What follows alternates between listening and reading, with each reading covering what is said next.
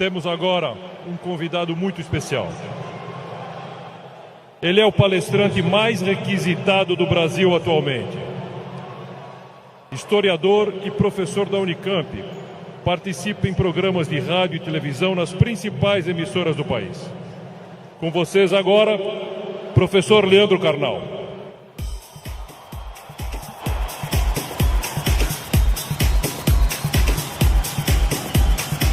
Boa tarde.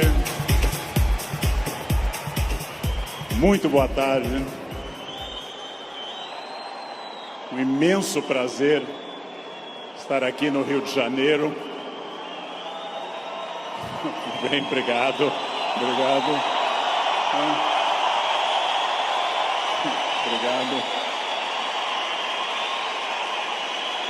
Muito obrigado. Ainda bem que eu não sou tímido. É um imenso prazer estar aqui no Rio de Janeiro, cidade que eu amo tanto. E é um imenso prazer falar sobre o tema que nós vamos falar agora. Tema que nós vamos falar agora, se eu for feliz, e vocês receptivos, como parece que são bastante, se eu for feliz e vocês receptivos, corre o risco, temos a chance de que seja um tema que transforme a vida de vocês. Por quê? Porque eu vou falar naturalmente de autores que eu estudo há 30 anos, eu vou falar das coisas que eu me dedico na universidade, eu vou falar de muitas coisas que vocês encontram nos livros. Mas, minhas senhoras, meus senhores, eu também vou falar das coisas que eu aprendi nesses 54 anos de vida, nesses 35 anos de magistério, e que eu tento transmitir através de livros, vídeos, programas e outras participações. Então, em primeiro lugar, vamos pensar numa pergunta que parece uma pergunta estranha, mas é de longe a pergunta mais importante. Por quê? Porque, obviamente, se num domingo à tarde eu tenho diante de mim esse imenso auditório, se num domingo à tarde eu tenho tanta gente que está aqui, é porque vocês estão dando uma resposta a essa pergunta. Vocês querem ser felizes. Vocês estão respondendo a uma questão importante sobre a realização da vida. Quanto mais consciente for essa resposta, quanto mais você tiver consciência do que você quer e do que você é, mais chance você vai conseguir de ser feliz. A pergunta que eu vou fazer, eu sei a resposta, porque eu estava ali atrás ouvindo essa maravilhosa rave aqui. A pergunta eu sei a resposta, porque nós estamos num clima de alegria, de entusiasmo. Entusiasmo é uma palavra linda, vem do grego cheio de Deus, entheos. Cheio de Deus, entusiasmo. Mas eu vou começar fazendo uma pergunta que eu sei a resposta. É típico de professor isso. Se eu pergunto aqui nesse ambiente entusiasmado, com 27 mil pessoas cheias de energia, se vocês são felizes, eu sei a resposta. Pergunta, nesse momento, quem nessa distinta plateia se considera uma pessoa feliz? Acaba de falir o laboratório do Prozac. Não haverá mais depressão no planeta Terra. Bem, é óbvio que a felicidade de vocês é notável. Se eu fosse cego e surdo, eu sentiria a vibração do auditório. Porém, agora começa a função chata do filósofo. Amanhã, quando vocês estiverem afônicos, semi-surdos, amanhã, quando vier mais uma segunda-feira e mais uma, amanhã, quando vocês lerem os jornais, que são a coisa mais broxante que existe hoje no planeta, ler manchetes de jornais, amanhã vocês estarão talvez não tão entusiasmados quanto hoje. E daqui a 15 dias, talvez um pouco menos. Mas esse é um momento em que o entusiasmo é lógico. Então a minha pergunta é para médio e longo prazo, porque eu estou falando de um dos momentos mais difíceis da história do Brasil. Eu estou falando de um momento complicado. Ok. É para eu falar mais próximo do microfone. Eu já acho que eu estou berrando, mas... Num momento da história do Brasil onde existe uma dificuldade imensa. Eu não vou citar o nome dessas pessoas, porque dizem que o simples nome atrai energia negativa para o ambiente. Vamos chamá-los de Voldemort 1, Voldemort 2. Bem,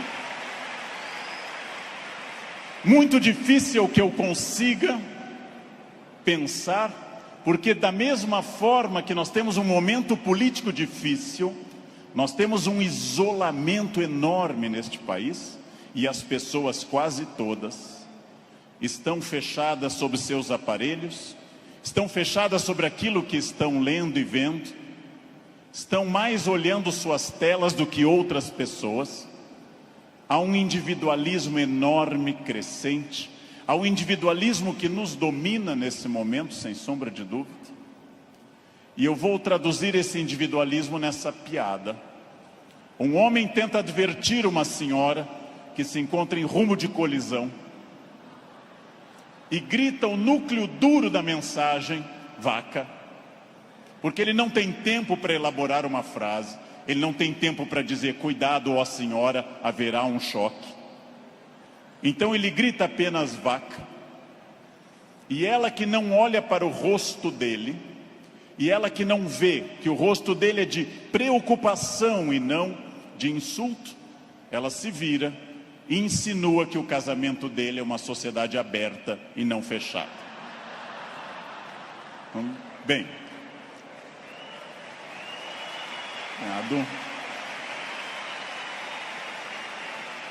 primeiro problema e primeiro conselho que eu dou a vocês, para que vocês reflitam, aceitem ou rejeitem como desejarem.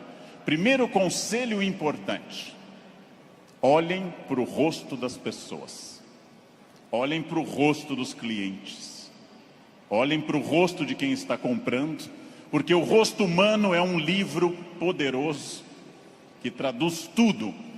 O rosto humano lhe diz, eu estou adorando, eu estou detestando, eu estou entediado, eu estou entusiasmado. Comecem a olhar para o rosto, comecem a mandar menos emojis e emoticons pelo celular, e comecem mais a olhar para o rosto humano que traduz tudo o que você precisa saber. Chego a sugerir ousadamente que vocês olhem para o rosto das pessoas da própria família, que conversem com maridos e mulheres. Olha a minha ousadia. Que olhem para essas pessoas, que vocês passem a avaliar valores, emoções, sentimentos, que vocês passem a pensar claramente em cada indivíduo único. Essa é uma das grandes chaves do sucesso. Eu tinha um erro, eu tinha um defeito como profissional.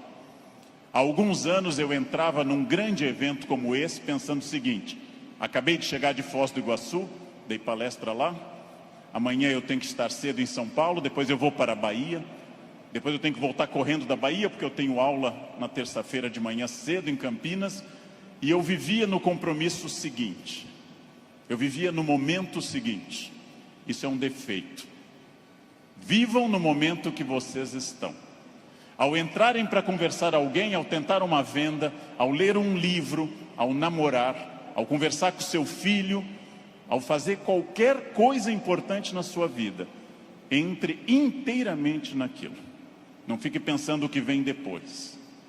Faça daquela experiência única, e que a pessoa que está com você não entenda e não sinta, em hipótese alguma, que ela é um obstáculo ao seu horário, que ela é um obstáculo à sua realização. Entreguem-se a isso. Quais são os meus valores? De novo, parece uma pergunta estranha, mas é uma das perguntas mais importantes que nós temos. Qual é o seu valor? Qual é o seu valor principal? Qual o seu valor auxiliar? Que faz você se emocionar? O que move seu coração? O que impulsiona seu despertar? Quais as ideias que você tem mais fortes pela manhã? Em que você dorme pensando em quem? Estes são seus valores. Decidiu que seus valores são família, dinheiro, um equilíbrio entre os dois? Decidiu que seus valores são viagens, família, dinheiro, um equilíbrio entre os três? Perfeito. Definido o valor, procure este valor obsessivamente, sem cessar em nenhum momento. Há mais de 40 anos, quando eu estava estudando línguas inclusive, eu ouvi várias pessoas dizendo sempre que era muito esforço. Quando eu fiz a faculdade, evitei excesso de festas, evitei maconha, o que num curso de humanas na USP é um isolamento muito grande. Não pegava ninguém. Evitei coisas, foquei no que eu queria. Eu estou aqui para estudar. Eu estou aqui para estudar muito. Depois continuei estudando e fiz mestrado e doutorado, fui morar fora, aprendi línguas e sempre mirando no meu valor. Meu valor é ser um profissional de excelência. E não apenas excelência média, de grande excelência. Então, eu mirei desde o início, gente. Eu mirei na ideia que eu quero ser Alexandre o Grande, não Alexandre o Médio, nem o Pequeno. Não quero ser médio, não quero ser a pessoa legalzinha. Por incrível que pareça, e até vaidoso que possa parecer a vocês, mas isso foi um lema de vida. Desde muito cedo eu disse, eu quero ser, se não o melhor, um dos melhores professores do Brasil. Um valor alto, vaidoso. Só que eu aprendi que mirando alto, às vezes a gente consegue um pouco menos. Se você mirar baixo, você consegue ainda menos. Mire alto. Não tente ser o melhor vendedor do condomínio, é muito pouco. Não tente ser a melhor pessoa da rua, é muito pouco. Mirem alto. Mirem alto e busquem isso. Eu quero ser o melhor vendedor do Brasil. Simplesmente isso. Se alguém acha que não pode, ache os instrumentos para poder. E aí um outro conselho importante. Querem saber quando está dando certo? Querem saber quando o projeto de vida de vocês acertou no valor? São aqueles semi-amigos. Semi-amigo é o inimigo que lhe abraça. Chegam a você e lhe dizem, você tem sorte, né? Nossa, você tem muita sorte. Prestem atenção nessa frase que o tio Leandro vai dizer. Sorte é o nome que o vagabundo dá ao esforço que ele não faz. Então, sorte existe, sim. Eu não controlo tudo. Eu não sou Deus, eu não controlo tudo. Por vezes eu estou em Congonhas, o avião tenta aterrissar e arremete. É para testar a força do esfíncter de vocês. Eu não controlo tudo, mas aquilo que eu controlo, e é bastante, eu sou sócio majoritário da minha existência, e para isso eu preciso de equilíbrio.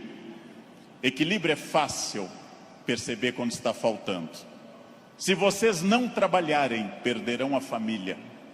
Se vocês só trabalharem, perderão a família também. Equilíbrio é um diálogo constante. Estou cuidando do meu corpo é funcional, o corpo tem que ser funcional.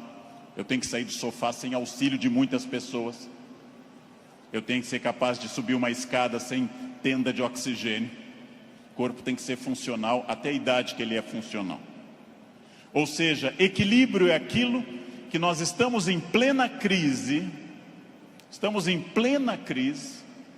Só que há pessoas neste ano de crise que perderam. Outras se mantiveram e outras prosperaram. Então não é a crise que faz diferença, é a sua reação diante dela. A crise veio para todos os 206 milhões de brasileiros. Há pessoas que afundaram, há pessoas que mantiveram o que tinham, e e há pessoas que hoje estão melhores do que estavam há algum tempo. É claro que hoje, no momento da crise, eu vou dar uma pista histórica importante. O que é crise? É quando eu tenho muitas perspectivas diante de mim. Só que a crise é aquilo que separa o amador do profissional. Todo mundo sabe dirigir numa boa estrada em dia de sol. Pouquíssimas pessoas sabem dirigir numa estrada com chuva à noite esburacada. A crise separa quem é bom de quem é ruim, o amador do profissional, de quem veio ao mundo a trabalho ou a passeio. Todo mundo sabe, em situação sem estresse, ser calmo. Poucas pessoas são calmas em situação de estresse. Todo professor é ótimo se a turma for ótima. Poucos professores são bons quando a turma é resistente. Todo mundo pode vender para o cliente fácil. Pouca gente pode vender para o cliente difícil. É o cliente difícil que separa o amador do profissional. O outro não precisa. Importante. Crises passam sempre, sem exceção. Toda crise passa. E aqui já vem a pergunta: onde você quer estar quando essa crise passar? Com quem? Onde você quer estar quando essa crise passar? Eu quero fazer muitas perguntas importantes para nós. Vamos agora testar uma questão importante. Quase todo mundo no Brasil está pessimista. Há um pessimismo dominante. Ótimo. Mais fácil ainda de trabalhar. Por quê? Vamos testar a idade de vocês. Quem lembra dessa personagem provavelmente tem curso de datilografia. Quem lembra dessa personagem fez prova com um mimeógrafo. Provavelmente teve Orkut. Quem lembra dessa personagem é uma pessoa experiente. Essa hiena, um desenho animado da década de 60 e 70, a hiena Hard ficava dizendo: ó vida, ó céus, ó azar. Ela era pessimista. Porém, tudo que a hiena dizia que podia dar errado, dava. Ela era pessimista, mas ela acertava. Por isso que eu quero dizer a vocês que o pessimismo pode ter alguns valores. Ele nos dá uma amostra dos riscos. É importante ter um pessimista na equipe, mas no máximo um, apenas um, que é o que uma equipe tolera. Quando alguém chega e diz: nós vamos dobrar o capital, dobrar o número de clientes, nós estaremos em mais 30 países até o ano que vem, o pessimista diz: calma, não é tão fácil. Pessimista é importante para levantar problemas, mas agora eu vou mostrar uma imagem daquilo que eu acredito. No barco está a hiena pessimista dizendo: lógico, o continente está longe, a desidratação é certa, há tubarões, essa vela é ridícula, esse remo não vai levar a nada. Ele tem razão, a hiena tem razão. Mas observem uma coisa: o pessimista faz um bom quadro dos problemas, mas não está fazendo, para dizer uma coisa elegante para uma plateia distinta, não está fazendo sêmen algum para mudar isso. Não dá para ser mais direto que isso à tarde, não é? Bem,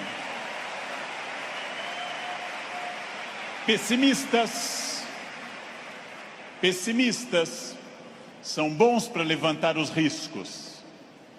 Pessimistas são péssimos para resolver os problemas. Para eu resolver um problema, para eu resolver qualquer coisa, eu preciso de um otimismo obsessivo. Se eu não for otimista, gente, eu jamais teria casado.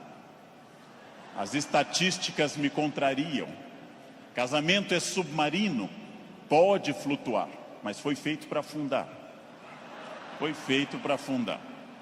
Se eu não fosse tomado de um otimismo obsessivo e doentio, eu não teria filhos, porque é um investimento de retorno muito ruim. Filhos nunca amortizam o que você investe neles. Com filhos você nunca chega ao topo. Pelo contrário, você vai investir centenas de milhares de reais e vai ouvir a frase: eu te odeio. Filho não vale a pena. Casar não vale a pena. Porém, se nossos pais não tivessem tido esse otimismo obsessivo, nenhum de nós estaria aqui hoje.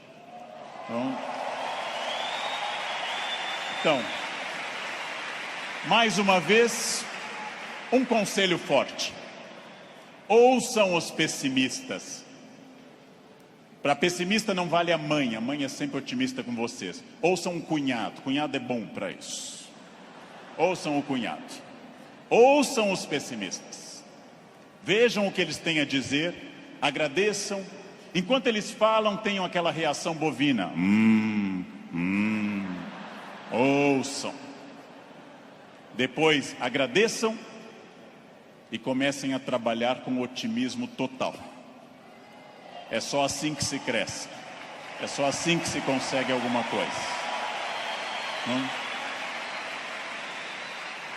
Eu não sei quem governará o Brasil no ano que vem. Pela tradição republicana, o pior possível, mas ainda não escolhemos. Eu não sei, aliás, nem quem governará o Brasil no fim deste ano. Eu tenho total incerteza, mas quero garantir a vocês que, apesar da imprevisibilidade, há uma chave na mão de vocês chamada preparo. Quem daqui ler mais livros sobre técnicas boas de venda, estudar mais psicologia de vendas, quem tiver mais método, quem for mais otimista, quem for mais metódico, não sabe o que vai enfrentar, mas estará melhor do que quem não fizer isso. Não sei onde estaremos, gente. Não sei onde estaremos.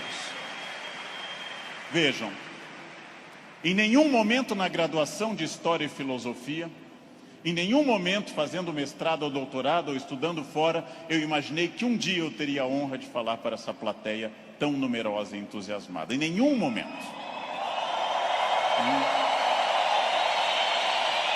Jamais. E não obstante, ter estudado me trouxe até aqui. Ou seja, essa é a chave. Pergunta óbvia, onde você quer estar o ano que vem? Eu não sei o ano que vem, eu não sei 2018, eu não sei 2027, daqui a 10 anos. O futuro é sempre nebuloso. Gente que há 2, 3 ou 4 anos governava este país e tinha uma renda maior que todo esse auditório junto. Hoje está tendo uma hora de sol em Curitiba. Então, o futuro é sempre oscilante. Porém, vamos transformar essas palavras. Substituamos passado por experiência, o que os trouxe até aqui. O presente, ação, esse encontro aqui na Barra. O futuro é estratégia, o que vai ser gestado nesse dia para o que vem pela frente. Se vocês pensarem em futuro como estratégia, entenderão que sim, o futuro é absolutamente imprevisível. Mas quanto mais estratégia eu tiver, mais eu vou controlá-lo. A chuva vai vir para todos. Quem souber nadar melhor vai sobreviver. Esse é um dado óbvio. Bem, mas eu erro bastante. Eu, Leandro, sou hoje melhor professor, porque já errei bastante. Eu, Leandro, erro. Errar é humano. Lembrem que no nosso mito fundacional, judaico-cristão, a primeira empresa do mundo chamou-se Éden, e o proprietário selecionou 2 funcionários, dali mesmo, não fez seleção externa, criou ali dentro do Éden mesmo. Deu apenas uma regra, fez uma semana de compliance e deu apenas uma regra. Só não pode comer uma fruta, o resto tudo pode. Foram lá e comeram. Foram demitidos por justa causa. Foram para o mundo, tiveram 2 filhos. Um matou o outro, Caim matou Abel. Primeira família do mundo, a mais próxima de Deus. 2 infratores, um assassino e um cadáver. Essa é a primeira família do mundo. Uma família que tinha tudo para dar certo, gente. Não tinha sogra, não tinha nora e não tinha genro. Uma família perfeita. E deu errado. Pergunta: Nós somos filhos deles. Errar é humano. Significa que todos que estão aqui, com exceção dos mentirosos, já erraram. Só os mentirosos nunca erraram, porque são mentirosos e dizem que nunca erraram. Faz uma coisa que eu treino há mais de 50 anos diariamente. Eu treino andar. Faz mais de 50 anos que eu treino diariamente e eu tropeço. Erro é um recado. Erro é um recado enviado para dizer que você pode mudar de estratégia, tem que aprender, tem que ter cuidado. Erro é fundamental. Errou, não conseguiu, não atingiu meta, falhou, ótimo. Se você aprender, você será melhor. Senão será só um chorão. Aprenda. Aprenda com o erro, gente. Aprenda com o erro. Erro lhe tira da zona de conforto. O que é a zona de conforto? É aquilo que me deixa satisfeito, feliz. Zona de conforto é aquilo que estraga o meu desafio. Ostra feliz, diz Rubem Alves, ostra feliz não desenvolve pérola. A pérola é a resposta da ostra a isso. Por que a ostra faz uma pérola? Porque um grão de areia a incomoda e ela reveste com madrepérola. Sem isso a ostra não produziria pérola. Zona de conforto é aquilo que lhe deixa repetindo. Eu caso, e caso como todo mundo com entusiasmo, querendo cuidar muito, fazendo muito afago e afeto, e vou ficando mais confortável no casamento, passo a ficar mais tempo no sofá, passo a usar moletom, passo a beijar minha esposa na testa, sinal claro de declínio erótico. Passo a chamar minha esposa de mãe, que é para não ter nada sexual mais, porque com a mãe ninguém tem nada. Perco a atenção na roupa de baixo, e ela, ao invés daquelas lingeries lindas, de seda e renda, vermelha e preta, passa a usar bege, de algodão, lavadas com sabonete no box, dia após dia. E assim os dias vão se sucedendo, e finalmente chegamos ao ponto mais baixo da relação. Os dois passam a usar croque. Acabou. Acabou. Não há sexo com croque, jamais. Bem, salvo se alguém aqui está de croque, é exceção do que eu estou dizendo. Fica muito bem em você. Fica muito bem. O que acontece com a zona de conforto? Eu passo a não querer fazer mais coisas certas nem com entusiasmo. Eu passo a achar que está bom estar no aquário lotado porque é conhecido. E eu não busco um aquário mais desafiador e maior. Tudo o que te agrada te engana. Tudo o que te seduz e te deixa confortável te conduz à mediocridade. Quanto mais você tiver desafios, mais você vai responder a esses desafios. Zona de conforto é muito curiosa, porque ela significa o fim da luta. Saiam da zona de conforto. Pensem seriamente que tudo está em mudança, tudo está envelhecendo, tudo está passando, tudo aquilo que não está se expandindo está encolhendo. Tudo aquilo que não está melhorando está piorando. Isso é a realidade do mundo. Se você não mudar o seu negócio, alguém mais jovem e mais dinâmico vai mudar. Nesse momento, alguém está tendo uma ideia de vendas melhor que a sua. Isto significa que quem se dedica a ser um profissional precisa permanentemente levar em conta essa frase: mudar é difícil, me ensinaram os norte-americanos. Mudar é difícil, não mudar é fatal. Mudar é difícil, não mudar é fatal. Isso é fundamental. Tem duas opções: enfrentar a mudança, enfrentar o desafio e pensar: esse ano eu consegui isso, que bom, e agora? Ah, mas eu já falo inglês. Ótimo. Qual o passo seguinte? Eu já consegui a minha casa, perfeito. Era esse o seu objetivo material? Qual é o passo seguinte nos outros objetivos? Não mudar é fatal. Protagonismo é quando eu entendo que a minha vida não mudou por causa dos astros. Não mudou porque Mercúrio estava retrógrado. Não mudou porque Saturno está sob meu signo. Mudou porque eu agi. Mudou porque eu fiz alguma coisa. Protagonismo é isso. Não é fácil tomar essa decisão. Não é fácil olhar além do horizonte e perder essa ação reativa de quem simplesmente acha está faltando isso, está faltando aquilo. Não é fácil. Não é fácil essa transformação. A visão além do horizonte pressupõe racionalidade, pressupõe previsão. E eu venho de um país que eu amo tanto, este Brasil, apaixonadamente, um país que não gosta de ser estratégico. Todos os dias eu pego avião, gente, todos os dias, como hoje de manhã, como agora à tarde. Todos os dias eu enfrento raios-x e pessoas que passam, aí tem o celular no bolso e voltam. E eu atrás dessa pessoa envelhecendo. E a pessoa passa de novo, as moedas, e volta. A botinha cafona com taxinhas, volta. Depois de 10 vezes a pessoa passa, sem nenhuma estratégia. Chega à porta do Finger, a funcionária pede documento e começa a procurar na bolsa ou na mochila o documento. Naquele momento, o meu já está em ângulo para mostrar para o funcionário. Essa pessoa acha o documento, entra no avião, vai até a metade. E aí, olha o seu ticket, 2A. E começa a voltar, contrariando a piracema que está indo para o fundo do avião. Estratégia é a capacidade de se antecipar à necessidade.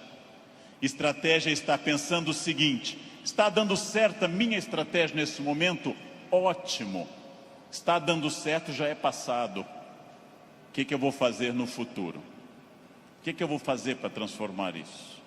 Racionalidade estratégica. Não existe destino. Eu sou das pessoas que compartilha da ideia que não existe destino. Existem acidentes para todos. O que eu faço com esse acidente me define. Leandro, você fala bem porque você é de aquário. Eu sou de aquário. Aquário é ar.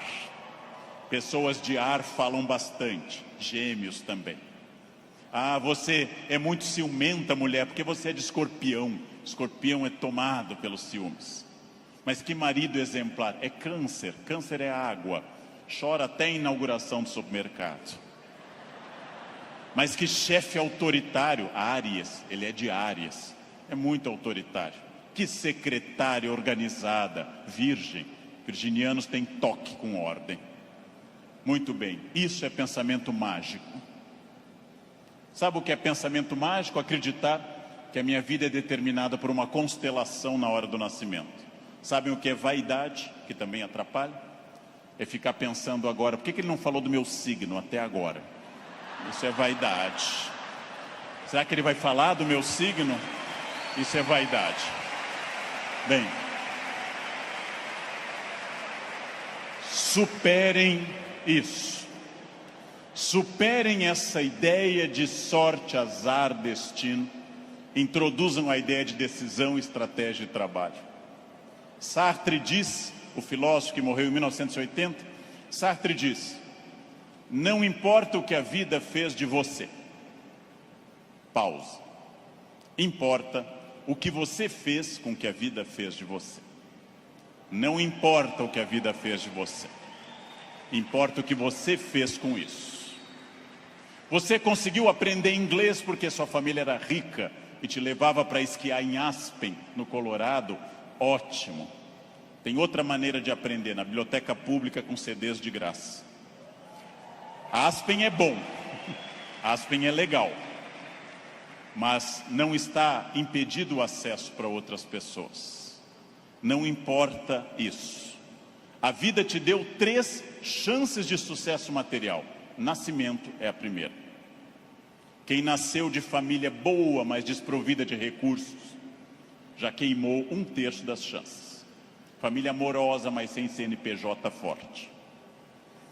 Segunda chance, casamento. Quem casou por amor já queimou 2/3 das chances. Casar por amor elimina mais 1/3 das suas chances. Sobrou só um, gente. Só um caminho. Trabalhar. Trabalhar bastante. Ou casar de novo. Ou nascer de novo. Eu já me convenci que é trabalho, que queimei os 2/3 iniciais também. Tenho família amorosa e muito trabalho pela frente. O que significa isso, gente? Vamos pensar. Eu não sou controlado. Eu não sou controlado pelo destino. É óbvio que eu não sou tudo e nem posso tudo e nem sei tudo, mas eu não sou controlado pelo destino. O primeiro exercício que eu quero que nós façamos daqui para frente é o seguinte: dentro do padrão do humano, eu não posso desejar imortalidade, está fora do padrão do humano. Tirando a rainha Elizabeth, ninguém é imortal no planeta Terra. A Beth é imortal, é uma Highlander. Eu não posso dizer, eu me cuido, você vai morrer igual. Vai ser um cadáver bem cuidado. Eu hidrato a pele, vai ser um cadáver hidratado, bonito. Eu malho todos os dias, um cadáver definido, bonito também. Muito bem. A não ser que vocês queiram evitar Alzheimer, aí o meu conselho é: comam bacon, pururuca, banha. Isso evita Alzheimer. Vocês não chegarão à idade de desenvolver Alzheimer. Vão morrer antes. Bem. Não controlo tudo. Não controlo tudo. Não sou dono do universo. Não posso impedir a morte que virá. Mas entre o nascimento e a morte eu controlo muita coisa. Toda crença em destino, vocação, talento, é uma crença que tende a disfarçar o que de fato faz a diferença. E o que de fato faz a diferença é o esforço. Eu tenho uma sorte imensa quando as pessoas me dizem: Leandro, você tem sorte. Eu tenho uma sorte imensa. E essa sorte se repete diariamente, porque eu acordo às 4 da manhã. Essa é uma sorte diária. Basta eu começar a dormir o dia todo que a sorte se vai. Ninguém me controla e eu acredito, como os filósofos gregos, que a vida pode ser mais racionalizada. Eu acredito que eu tenha condições de interferir na minha vida. Eu acredito que quando eu faço a pergunta o que estamos fazendo de nós mesmos, eu posso dar uma resposta objetiva e prática. O que eu estou fazendo de mim? É um momento para pensar. O que eu estou fazendo de mim? Essa é a vida que eu estou querendo levar? Com as pessoas que eu quero? A vida é muito curta, gente, é muito rápida, é muito passageira. E ouçam alguém de mais de 50. Depois dos 40 parece ficar mais rápido ainda. Parece que passa numa velocidade incrível. A vida é muito curta para que se perca tempo numa existência medíocre, numa existência pequena, numa existência fraca. A vida é muito curta para que eu tenha uma família que eu não ame, para que eu tenha um emprego que eu não goste, para que eu tenha um trabalho que eu não me dedique. Ela é muito curta para eu ser medíocre. É muito pouco tempo para isso.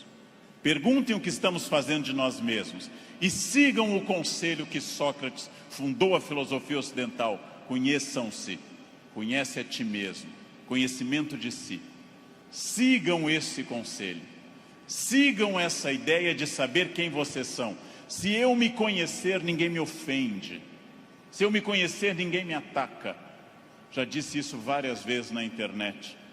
Quando alguém me xinga no trânsito, eu tenho que saber se a pessoa está dizendo a verdade ou mentira. E nos dois casos eu não posso me ofender. Conheçam-se. Saibam quem vocês são. O ano passado um aluno bateu a porta na minha cara e gritou: careca. O que eu vou dizer para esse aluno? Não. Retire o que você disse. Não. Estou ofendido. Vejam, as pessoas têm direito a dizer o que querem. É um direito constitucional. Eu só me ofendo quando eu concordo com elas. Ataque é veneno. Veneno só funciona se eu tomar. Ataque é veneno, eu preciso tomá-lo. Então, se eu não tomar, o veneno não funciona. Já ouvi no trânsito de São Paulo e gravei um programa sobre isso uma vez, um café filosófico. Alguém me gritou, insinuando que minha mãe exercia atividade erótica remunerada. Examino a biografia de minha mãe, hoje com 80 anos. Na juventude ela está sempre com o rosto fechado nas fotos, como era próprio daquela época, nunca sorrindo. Era obviamente uma mulher fiel, sempre triste, fechada, uma mulher de um homem só. Não ria, não tinha aquela pele brilhante da mulher que não é tão dedicada. No passado por virtude, no presente por falta de mercado, minha mãe não é uma prostituta.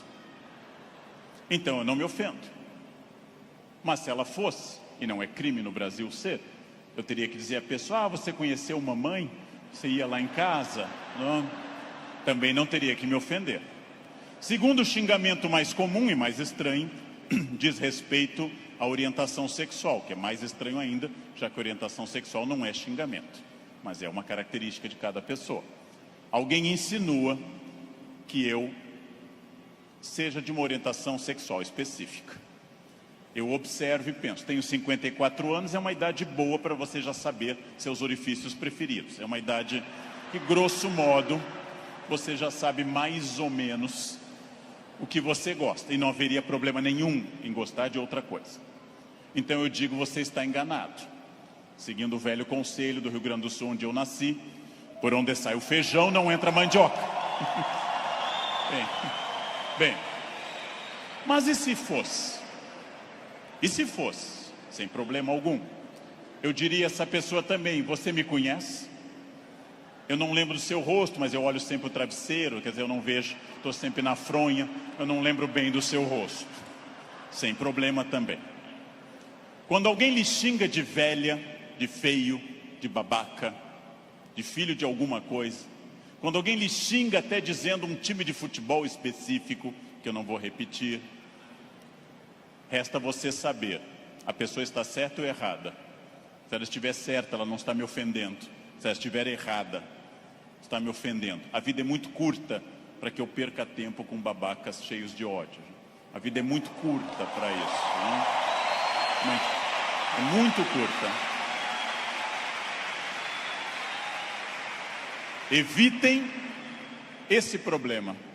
Quem se conhece não se olha como Superman, e na verdade é o pateta. Quem se conhece sabe dos seus limites e explora esses limites ao máximo. Quem se conhece sabe, talvez eu não tenha vindo ao mundo tão bonito, talvez eu não tenha vindo ao mundo tão alto, tão rico, tão hábil em línguas. Eu posso fazer muito com isso, muito. Posso esticar esses limites ao máximo. É fundamental conhecer-se. Sempre, sem exceção, sem nunca perder de vista que consciência é a chave da transformação. Consciência é a chave de todas as transformações. Respostas claras, objetivas para a pergunta que eu fiz no início. O que eu quero? Onde isso vai me levar? Quem sou eu? Isso me torna ou não feliz? Consciência. Controlar a vaidade. O principal elemento de descontrole de uma vida. Trabalhei para homens muito importantes nesse país, trabalhei com pessoas fundamentais deste país, e quase todos com o mesmo pecado, o pecado da vaidade, o pecado fundacional da humanidade, o de Lúcifer, o pecado de se achar mais do que é, e de achar que os outros concordam com isso. Mire em ser mais do que você é, mas saiba exatamente quem você é, para que o mundo não precise lembrá-lo disso com frequência. É melhor que qualquer pessoa, cobramos mais o corpo com roupas e alguém diga, nossa, você está muito bem, poderia deixar mais alguma coisa à mostra, do que alguém que diga, vai colocar uma burca, meu filho, tá demais. Quer dizer, esperem, saibam quem vocês são, saibam quais as lutas que valem a pena. Por quê? Porque a vida oferece algumas lutas muito boas. Família é uma delas. Luta contra o racismo é uma luta muito boa. dedico parte da minha vida a isso. Luta contra a violência sobre as crianças, luta contra a pedofilia, é muito boa. Essas lutas são boas, merecem toda a nossa energia, merecem todo o nosso empenho, talvez até a vida. As outras, não. Não. Escolham a luta, gente. Escolham as lutas. Não é boa luta o trânsito. Não é boa luta. É ridículo brigar no trânsito. A pessoa pode estar simplesmente louca, drogada ou armada. Não lutem no trânsito. Não percam um projeto de vida por causa de um louco. Não lutem em família, dentro da família. Família é como herpes, volta sempre. Volta sempre, gente. Você brigou agora, no próximo Natal tem de novo. Não adianta brigar. Escolham as lutas e quando alguém lhe ofender na sua rede social, bloqueie, apague ou ignore. Rede social não é um bom espaço de luta, é perda de tempo ficar brigando em rede social. Escolham as lutas, gente. E aqui um detalhe, uma campanha. Falando no Brasil inteiro, eu estou lançando uma campanha, gente. Pelo amor de Deus, parem de dar bom dia em grupo de WhatsApp. É a minha campanha. É a minha campanha. Se alguém der bom dia, apaguem simplesmente. E pronto. Pronto, falei. Escolham as lutas. O mundo inteiro hoje está centrado em duas coisas. Parecer, através de redes sociais, e ter. Ter é bom, se representar que eu vou melhorar com isso. Ter para ser, ter para parecer é ruim. É bom eu ter conforto, é bom eu ter algumas coisas materiais, desde que eu saiba que elas servem à minha felicidade. E não eu sirvo as coisas. Ter e parecer não se confunde com ser. É uma palavra difícil, eu sei. É uma palavra complicada, essa tal de felicidade.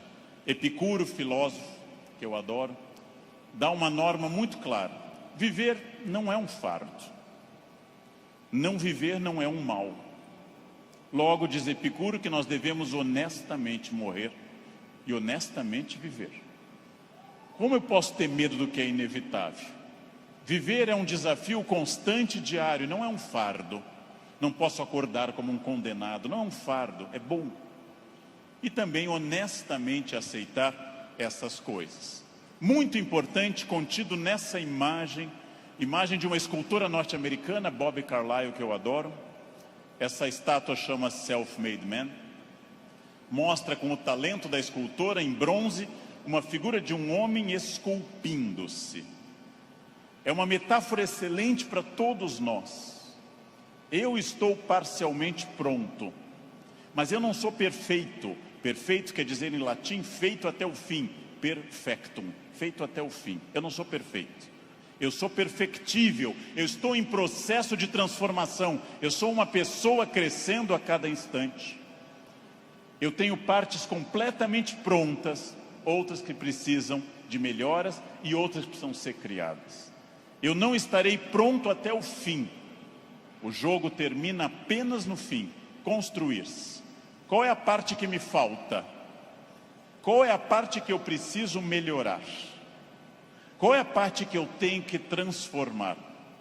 Talvez eu seja muito bom quanto a horários, quanto a sair da cama, mas eu sou bom quanto a resiliência, ou seja, enfrentar as pequenas crises cotidianas. Eu sou bom com resiliência e com horários, mas sou muito irritadiço. Tenho que trabalhar isso no meu autoconhecimento, num processo de psicologia, tenho que trabalhar minha irritação. Eu tenho partes a serem melhoradas. Meu português não é bom? Leia, aprende, estude. Eu tenho partes a serem melhoradas. É isso que nós chamamos de construir-se, fazer-se, tornar-se melhor. Não acreditar naquela síndrome de Gabriela, cravo e canela. Eu nasci assim, eu sou sempre assim. Gabriela, não existe isso. Não existe nada que eu não possa transformar dentro do padrão do humano. Construir-se, fazer algo novo, fazer uma ideia nova, interferir no meu corpo, na minha renda, na minha família. Freud morreu em Londres fazendo essa pergunta nos seus 2 últimos anos de vida, 1938 e 39. O que as pessoas buscam tanto a infelicidade e quando encontram, ficam admiradas como se fosse uma coisa surpreendente? Por que as pessoas mantêm uma família difícil, em ambiente difícil? Por que fazem programas ruins, estressantes? Porque ano após ano repetem o mesmo erro. E depois, quando vem a infelicidade, na forma de insônia, ansiedade, depressão, angústia, elas ficam surpresas. O que houve com a minha vida? Houve o que você fez. Houve o fruto do seu projeto. Houve a sua ação, houve a sua mão neste cinzel. Trabalhem. Uns têm que trabalhar mais. Uns precisam um esforço maior. Tem gente que anda 5 minutos na esteira e define abdominais. Eu tenho raiva dessa gente. Tenho raiva. Tem gente que come brigadeiro dia e noite e está com 2% de gordura. Quero que morram. Eu vou ter que comer capim sem parar. Vou ter que correr daqui até o Recreio dos Bandeirantes e voltar fazendo num pé só para perder 100 gramas em 2 meses. Não é fácil. E devo dizer a vocês, vai piorando com o tempo. Não é fácil, mas é possível para todo mundo. É possível para todo mundo. Esculpam-se. Criem-se. Façam algo assim. Sejam alguém diferente. Façam algo que transforme a sua vida. Parem de ficar na estrada lamentando o que teria sido. Tirem o futuro do pretérito da cabeça de vocês. O que teria sido não tem importância. Só tem importância o que é e o que será. O presente e o futuro. Só. Ah, se eu tivesse feito isso. É irrelevante o futuro do pretérito no projeto de vida. Condicional em inglês. Não existe isso. Não pensem em nada que não seja fruto dessa ação. É isso que eu tenho perseguido sistematicamente nos últimos anos. Aquilo que eu quero, as metas que eu desejo, o mundo que eu quero ver, seguindo o conselho do grande Mahatma Gandhi, líder da Índia, seja você o mundo que você deseja ver, ou seja, anuncie em você o mundo que você deseja ver. Como eu quero um mundo mais ecológico, eu vou reciclar lixo em casa. Como eu quero um mundo mais humano e mais educado, eu serei mais humano. Como eu quero um trânsito mais cidadão, eu serei um melhor motorista. Como eu quero combater a violência entre as pessoas, eu serei menos violento. Eu sou a transformação que eu quero ver no mundo. Parem de se espelhar no mundo, construam essas coisas, digam a si mesmos onde querem estar, com quem, com qual corpo, com qual renda, em qual casa, e persigam esse objetivo. Persigam esse objetivo. Pronto, simples. Num livro que eu acabei de ler, conta o autor que o grande pianista deu um concerto aqui no Rio, Arthur Moreira Lima, que eu admiro muito, tocou maravilhosamente Chopin, e ao final uma senhora simpática chegou e disse a Arthur Moreira Lima: nossa, eu daria minha vida para tocar como o senhor toca. Ele respondeu: eu dei a minha. Essa é a chave. Eu dei a minha.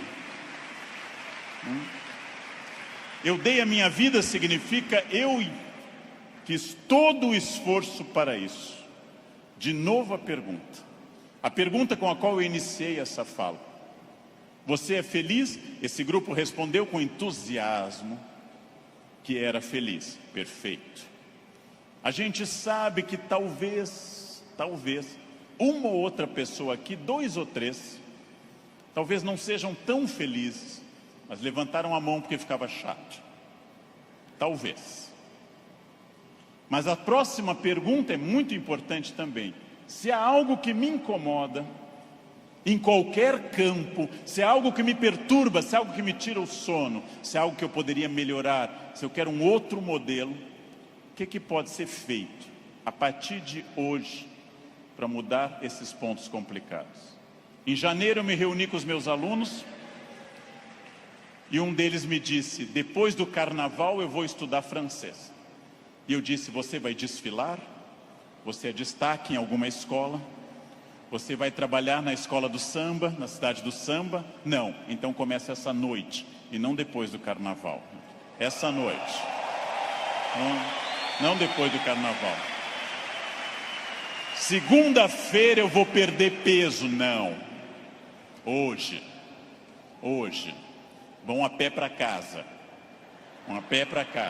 Começa hoje. Eu preciso ir até São Paulo a pé essa semana. Vocês não podem pensar nisso para depois. Eu tenho um assistente que, vendo tudo que eu faço para o Natal em família, eu gosto muito da festa de Natal, sou um fascinado pelo Natal, adoro festa de Natal. Ele disse: nossa, como eu gostaria que o Natal fosse assim lá em casa. E eu perguntei: e o que você acha que acontece para ser assim na minha casa?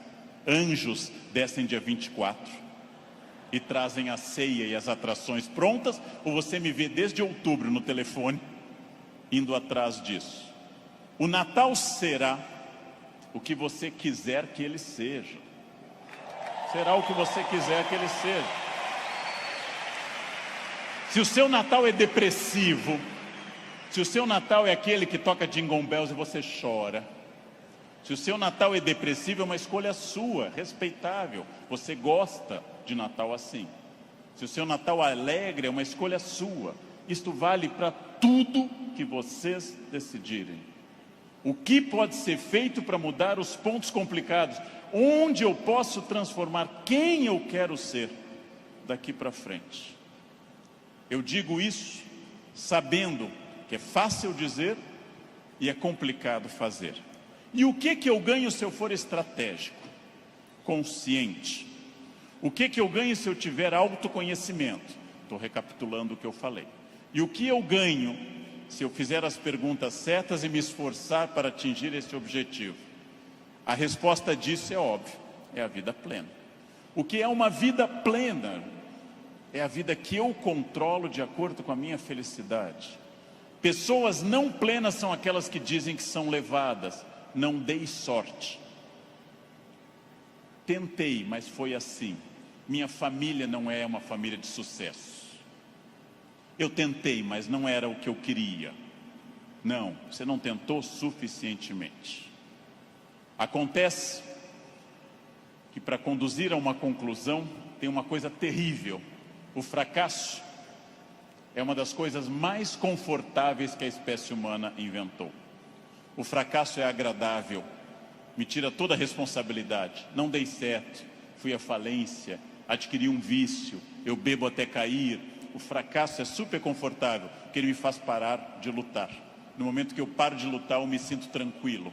O fracasso é um quarto confortável, o sucesso é um quarto desafiador. O fracasso é uma coisa que agrada a maioria das pessoas, por incrível que pareça. Por isso tanta gente gosta do fracasso. Por isso tanta gente fica no fracasso. Por isso que tanta gente leva um casamento ruim 30 anos. Fica num emprego ruim 30 anos. Não faz uma coisa certa uma década inteira e pensando, não deu. Porque isso é confortável. É confortável. E aí volto à pergunta que eu fiz aos senhores desde o início. Volto a essa pergunta fundamental. De fato, o que eu quero? Quem eu sou? Onde eu quero chegar? Com quem eu quero chegar? Quais são meus objetivos? Se eu tiver consciência profunda, eu transformo por completo. Então, a primeira pergunta vocês já deram a resposta. E deram a resposta antes de ouvir o que eu tinha para falar. Todos aqui são felizes. Ótimo. Perfeito. A segunda pergunta é mais complicada. É a pergunta para deixar para vocês pensando nessa linda tarde de domingo. Quem daqui quer, nos próximos 10, 20 ou 30 anos, quem daqui quer continuar sendo feliz, com êxito e feliz? Bem, melhor ainda, eu também.